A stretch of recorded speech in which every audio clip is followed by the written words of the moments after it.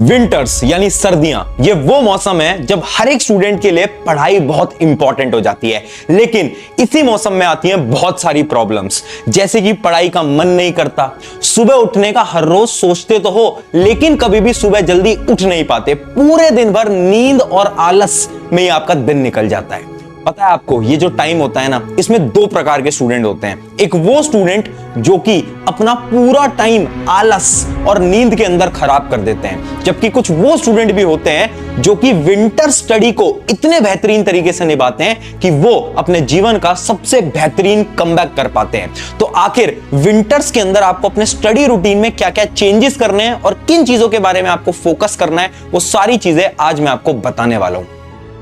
Hi everyone, मैं हूं आप सभी का अपना प्रशांत भैया, और आज की जो वीडियो है सबसे ज्यादा इंपॉर्टेंट रहने वाली है आप सभी के लिए। पता है क्यों? क्योंकि अब बचा है आपके एग्जाम में बहुत कम टाइम, और ये टाइम आ चुका है विंटर्स का। अब विंटर्स के टाइम में ना आप बहुत सारी प्रॉब्लम्स को फेस कर रहे होगे, जैसे कि सबसे बड़ी प्रॉब्लम यहां पर लिखी है, सुबह उठ नहीं पाते। आपको पता है कि आपके एग्जाम्स पास हैं, सुबह उठ के आपको पढ़ाई करनी तो है, लेकिन आप अलार्म भी लगाते हो, बट अलार्म बजेगा भी, आपकी नींद नहीं खुल पाएगी। क्यों? क्योंकि सर्दियों के अंदर ना आलस बहुत बड़ी प्रॉब्लम है। इसका सॉल्यूशन क्या है उसके बारे में बात करेंगे। अगली प्रॉब्लम, आलस बहुत आता है। गर्मियों में यानी समर्स में इतना आलस नहीं आता, लेकिन सर्दियों में पूरा का पूरा दिन आलस में निकल जाता है, कुछ करने का मन ही नहीं करता, बार बार डिस्ट्रैक्टेड हो जाते हो ना। इसका भी सॉल्यूशन बताऊंगा। अगली प्रॉब्लम, डिस्ट्रैक्शन।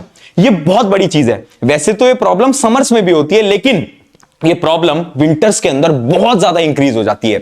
और लास्ट प्रॉब्लम, नॉट प्रोडक्टिव। आपको पता ही नहीं चलता कि आपका पूरा का पूरा दिन कब निकल जाता है। यही है ना। इन चारों प्रॉब्लम का सलूशन है कुछ 5 स्टेप। यानी आज मैं आपको बताऊंगा 5 ऐसे स्टेप्स जिसकी मदद से आपका जो विंटर्स का स्टडी शेड्यूल है ना, ये एकदम सुधर जाएगा। अब इन 5 स्टेप को बड़े ध्यान से समझना। सबसे पहला आता है स्टेप नंबर 1, जो कि है विंटर टेस्ट। देखो, पहली चीज ये है ना कि तुम्हें एक माइंडसेट बनाना पड़ेगा।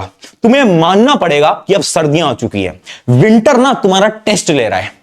ये एक तुम्हारे लिए चुनौती है कि क्या तुम इस विंटर्स के अंदर अपने गोल पे फोकस्ड रह सकते हो।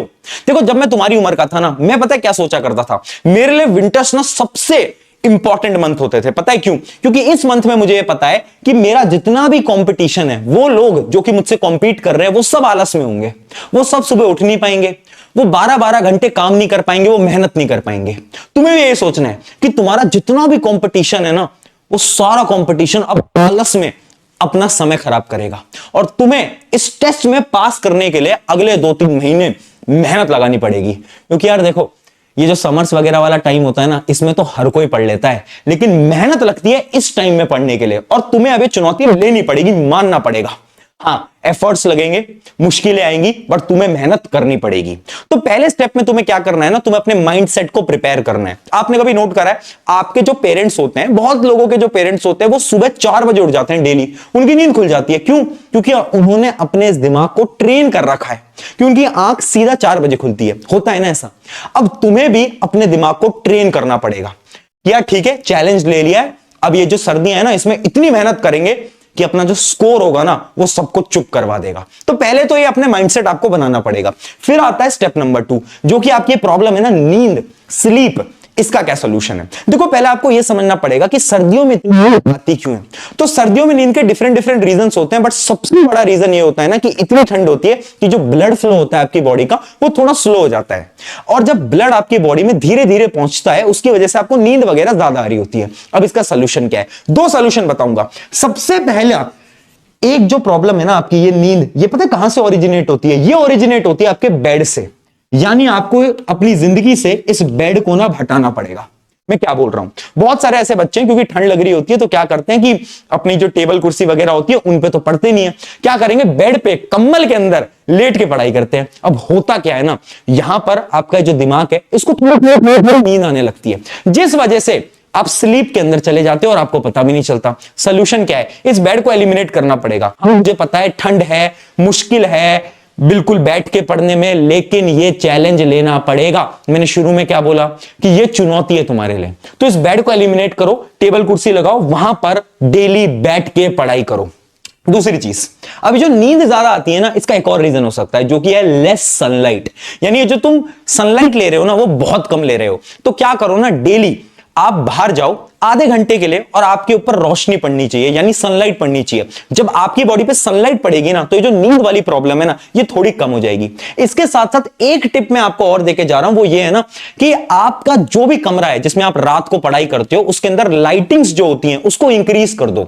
जितनी ज्यादा लाइट आएंगी ना आपके रूम के अंदर, उतनी कम नींद आपको आएगी। आपने कभी नोट करा होगा, अगर लाइटिंग लो होती है ना, तो नींद बहुत जल्दी आती है। ऐसी आपका ये दिमाग काम करता है। इसलिए आपको क्या करना है ना, या तो सनलाइट में जाओ, या तो अपने कमरे की जो रोशनी है उसको तेज कर लो।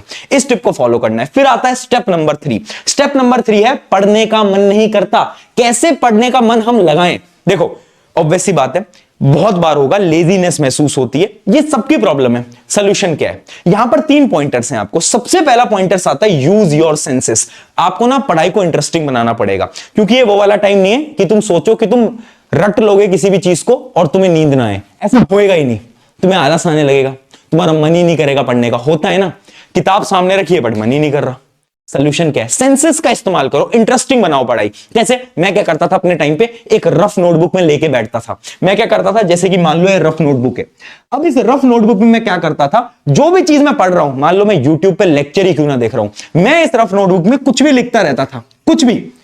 इससे क्या होता है, मेरा हाथ चलता रहता था। और जब मेरा हाथ चलेगा ना, यानी जब मेरा हाथ ऐसे मूव होता रहेगा, तो पता है क्या होगा? जब हाथ मूव होगा तो आपका ये हाथ काम करेगा, ब्लड फ्लो इंक्रीज होगा और मुझे नींद कम आएगी। यानी अपने सेंसेस का इस्तेमाल करो। जब ज्यादा नींद आ रही है, थकान महसूस हो रही है, लेजीनेस महसूस हो रही है, उठ जाओ, खड़े हो जाओ और चलते चलते पढ़ाई करो।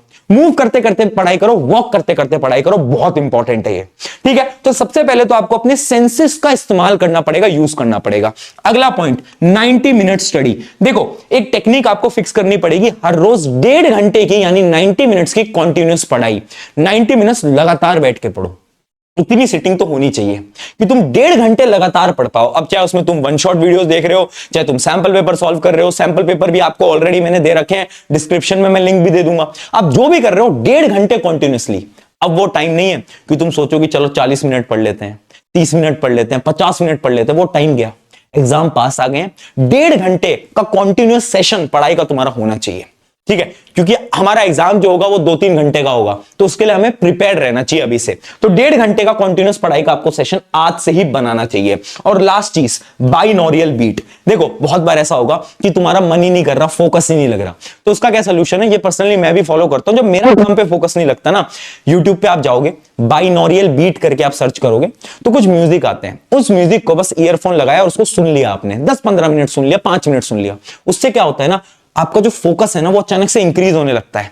अब पढ़ाई की तरफ थोड़ा डाइवर्ट होने लगते हो, काम के प्रति डाइवर्ट होने लगते हो। ये मैं खुद फॉलो करता हूं, इसलिए मैं बता रहा हूं। बाइनोरियल बीट आप जाके यूट्यूब पे सर्च करोगे, आपको मिल जाएगा। तो ये 3 चीजें हैं जिससे कि आपका पढ़ने का मन कर पाएगा। अगला जो पॉइंट है वो बहुत इंपॉर्टेंट है। पता है क्यों? क्योंकि 90% लोग सर्दियों में कम पानी पीते हैं। गर्मियों में तो हमें प्यास लगती है, बट सर्दियों में हमें प्यास नहीं लगती, जिसकी वजह से अगर आपने नोट करा हो, आपको अपने विंटर्स के अंदर मेहनत से पढ़ाई करो।